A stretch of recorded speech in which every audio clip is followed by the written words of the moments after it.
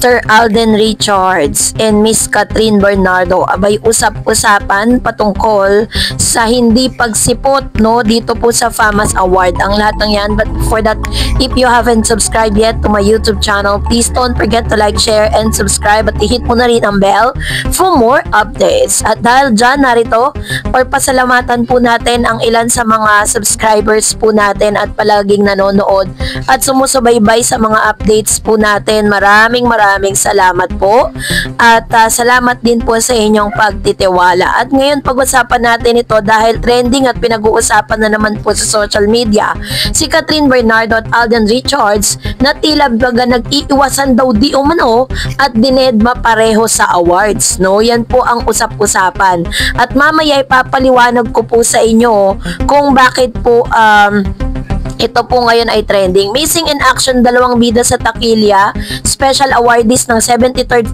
FAMAS na sina Catherine Bernardo at Alden Richards. Ang ganda-ganda pa naman ng parehong intro sa kanila pero wale sila para personal na tanggapin ang kanilang award. So, bali pangatlo na ang FAMAS sa mga award-giving bodies na nagbigay ng special na parangal sa Katden dahil sa more than 1 billion na kinita ng second movie nilang Hello, Love, Goodbye. So dahil dito, may mga nag-comment. Sabi dyan, tinanggihan ni Alden dahil ambassador siya ng Casino PH. Yung award ay sponsor ng Bingo Plus. So yun po yung isa sa mga dahilan kung bakit si Mr. Alden Richards ay hindi pumunta or dumalo doon po sa awards night na yun dahil alam niya na ang sponsor po nun ay Bingo Plus, which is siya po ay nag-i-endorso ng Casino PH. Kaso nga lang syempre hindi rin maiiwasan ang mga nagke-question ngayon or nadi-disappoint dito kay Alden. Sabi ni po ni Joel Galang, it's quite disappointing that stars like Alden who project a clean image endorse gambling. Legal or illegal, it's not a good practice to engage in every Filipino na ganito nga. So hindi natin masisisi yun kung bakit ganun yung kanyang komento, diba? Which is minsan realidad, tama naman that kailangan mo mag-endorso. Kabilang pa sa mga dahilan din ni Miss Catherine Bernardo, possible na kaya rin ayaw niyang umattend doon dahil alam niya na ang nagbigay ng award at nag-sponsor nito ay galing sa sugal. Alam natin na hate ni Catherine ng sugal at ayaw na ayaw niya po kahit po mga milyon or bilyones pa ang ialok sa kanya na mga online gambling na yan, hindi niya po papatusin dahil ayaw niya. Diba kung may tatandaan po ninyo, meron po mga video si Miss Catherine. Nandun sila sa casino. Tinanong niya yung kanyang mga fans, nag-casino kayo, nagsugal kayo? Nung sinabi niya, hindi po, ayan. So, natuwa siya. Which means, marami pong nag-o-offer kay Catherine Bernardo na mag-endorso nito, pero never po niyang tinanggap. So, isa yan sa mga nakikita nating dahilan kung bakit wala po silang dalawa dito po sa awards night. Sabi dyan, nadaluhan at parehong personal na natanggap ni Alden ang box office award niya mula sa Box Office Entertainment Award ng Guillermo Mendoza Memorial Award noong June 28 at Edis ng Society of the Philippine Entertainment Editors noong July 20. Walay naman si Catherine sa mga nabanggit na awards night at naintriga pa nga na parehong acceptance speech ng actor sa awards night na pinunta na hindi niya pinasalamatan o binanggit man lamang ang name ng Asia superstar. Isa rin po sa mga nakikita nating dahilan kasi nga 'di ba nung umattend si Alden naging issue. Ngayong hindi rin siya umattend, naging issue din. Kaya po much better wag na lang talagang pumunta. Kumalat pa nga na may mga alitan daw ang Katden. Komento tuloy ng netizen at memang tambay sa online world. Baka nga raw nagsawa na rin din si Tisoy dahil palagi siyang dinidedma ng collab team sa awards na nakakamit ng movie nila. Kaya deadman na rin siya sa FAMAS. Parang nag-iiwasan nga raw ang dalawa. Nakakaloka. Pero to the rescue naman ng fans si Alden dahil nitong Biyernes ang tanghali ay trending ang mga foto ng kapuso actors. Spotted kasi ang aktor na kumain pa sa isang Korean barbecue restaurant sa Clark, Pampanga at ang mismong sokmed ng aktor niya ay makikita ang photo niya kasama nga mga kabatch 82 at kaklase niyang nag-aaral maging piloto sa Alpha Aviation Group.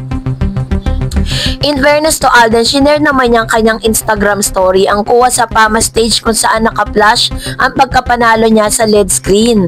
Anyway, inulan naman po ng congratulatory messages ang Kat din sa SOCMED dahil dinedman nila ang 73rd FAMAS Award Nights. Pero nakakaloka pa, may mga memang netizen na tila nag-uurot dahil kinabog daw ni Arjo Ataide sa pagiging best actor si Alden. So, yun po yung ilan sa mga news na nagkalat ngayon. Kaya po talagang tinatanong ng mga netizen anong nangyari kay Alden Richards. So, para lang po malinaw sa inyong lahat. Kaya hindi po totoo yung mga fake news na nagkakalat ngayon na meron talagang tampuhan or meron pong hindi pagkakaunawan si Kathryn at Alden Richards. At dahil dyan, magbasa tayo ng komento nyo sa comment section. Unahin natin sa Herminia Mangilan. Sabi niya, alam nyo, lahat naman ng tao sa mundo, kahit gaano pa kayaman or pinakapogit, pinakamabuting tao, pero lahat hindi natin nakukuha ang lahat ng gusto natin sa mundo. Kaya hindi tayo ang Panginoon, kasi ang Panginoon natin ang makagagawa niyan kahit nandyan na sa tao ang lahat. Pero mayroon pa rin kulang kasi tao lang tayo, kaya lahat hindi perfect. Ayan, tama naman, 'di ba? Sabi nga ng kasabihan, is hindi natin, we cannot have everything, 'di ba? Laging merong hindi binibigay sa iyo. Kaya walang perfect. So, yun po yung ilan sa mga sinasabi nitong isang nag-comment na to. Sabi pa ni Ma'am Marites, sa akin po, Miss Tarrants, no big ang sagot ni Maymay. Mga bashers kung mag-speculate at habang walang nag-confirm si Kat, still rumors lang kung baka para lang mapag-usapan si Mark at DJ. Sabi ni Kat, still single. Ayan, so doon ako naniniwala. Hindi chika lang na nilalasapan ni Kat ang pagka-single niya kasi sabi niya noon mag-aasawa siya, focus siya sa family niya, kaya nilalasap niya muna ang ngayon habang single pa siya. Thanks Miss Tarrants sa pagbasa ng comment ko and more power, God bless. Thank you Miss Marites Ferrer sa inyong komento. Actually po, kung susuriin natin yung video, kasi wala naman talagang choice itong si Miss itong si Maymay Entrata during that time, kasi kung sinagot niya si Daniel, magkakaroon ng meaning sa iba. Kung ngayon sinagot niya naman yung Mark, may meaning din sa iba, 'di ba? So wala siyang paglagyan. Better yet, sagutin niya na lang kung ano yung nakikita niyang dapat na isagot doon po sa yun. Ay nakita niya na mas maganda at mas peg niya yung Mark nga.